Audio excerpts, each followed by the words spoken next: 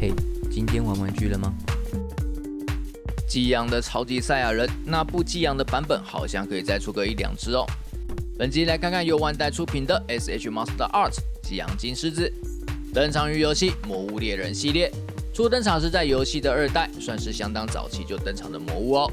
不过 SHN 系列之前的商品化都是各代的封面魔物，但金狮子并没有担任过封面魔物，更何况是这次的激昂金狮子啦，一直算是系列的破格演出哦。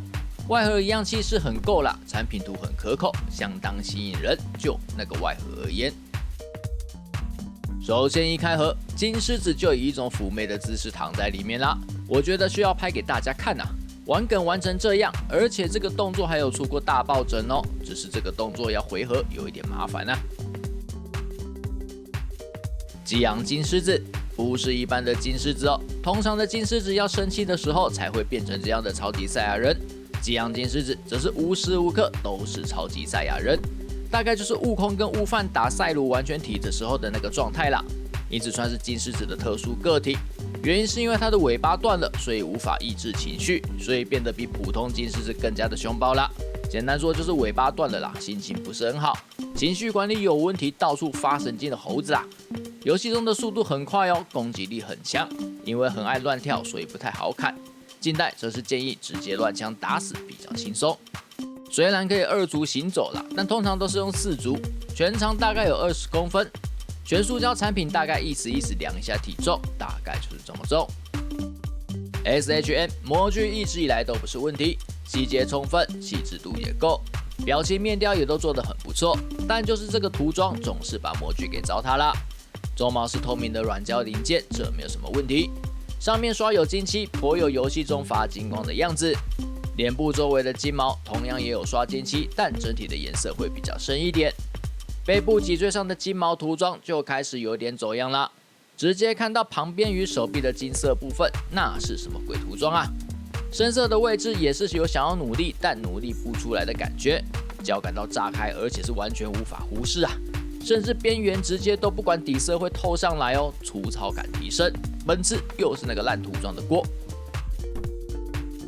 头部的活动范围比较局限，禁止堪用，但其实它有拉伸关节啦，可以提高可动哦。只是要注意外形的断层，然后可以可爱的疑惑歪头哦。金色的鬃毛是由7片的半透明零件所组成，全部都有一定程度的调整范围，不过都不会太大。也因为造型的影响，能摆的姿势其实也不会太多元。身体其实是2节，中间一个外形空壳，幅度相当不错，也很出色，也可以拉伸以提高整体的活动度哦。不过就会有造型断层的状况啦。手臂关节的构造与一般人形有很大程度的不同哦，毕竟是武斗派的魔物啦，给的活动范围也是相当的充分。不过手臂弯举要注意关节的弯折点，主因是上臂的关节外露比较严重。调整动作的时候要弯对关节哦，虽然它没有什么损坏的风险，单纯就是那个断层不好看啦。然后那个替换手手有4对哦。后腿短小但转动无碍，水平抬举有做关节的连接件防穿帮，不过那个幅度不大。水平转动因为造型的影响比较会有断层。各部关节因为接点的尺寸都比较小，把弯的时候不要太用力，它会掉。膝盖弯曲幅度不是太大，有一点可惜呀。另外脚掌小小一个，要独立站立几乎是不可能哦，请爱用支架。虽然是断尾的猴子，但还是有给1小节的尾巴哦，而且是球形关节，所以可以转动哦。附属3种表情可以替换：睡觉的表情、一般的表情，还有大吼的表情。比较意外的是，那个大吼不是做嘴部的可动，而是直接用表情的替换。2侧可以被断的脚是真的可以拆下来，就只有附属这2只脚，所以替换表情的时候脚也要跟着换过去哦。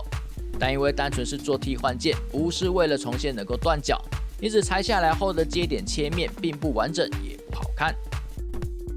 本款又附属支架，双足站立用的跨肩支架，4足接地用的腹部支架，还有常见的2爪支架，但那个底座有点太小了，摆姿势的重心调整要稍微多加注意。与前一款我认为是目前系列最差的轰龙相比，因为有透明零件，所以本款稍微比较好一点，但也不会好到太多。两款都是交到有胜的状况，而且好像感受不太到想要改进的样子哦。出金狮子算是意外也不意外，不意外的是金狮子本来就是人气魔物啦，会出只是早晚的事，只要产线不被腰斩。意外的是竟然直接打破仙术封面魔物的定律，还有不是出普通金狮子，而是激昂金狮子。或许在商业考量下，直接出这个超级赛亚人会比较有市场吧。上一款红龙的表现的确有惊吓到我哦，所以本款发表之后，我心中并没有太多的涟漪，就只是为了全系列收齐，所以开单就无意识点了下定。实际把玩起来，单就把玩来说，本体依然维持相当出色的表现。关节这次的紧实度也比较有保持力啦，当然还是建议以支架辅助为主，毕竟要自立站立还是比较困难的。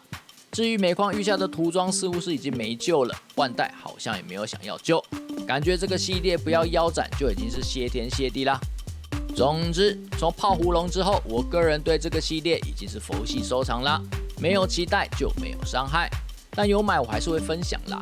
只期望哪天负责的部门还是主管被雷打到之后振作起来一波，连新游戏都要上了也不会巴结一下做好一点呢，实在齁。就这样，记得点赞、订阅、分享，拜拜。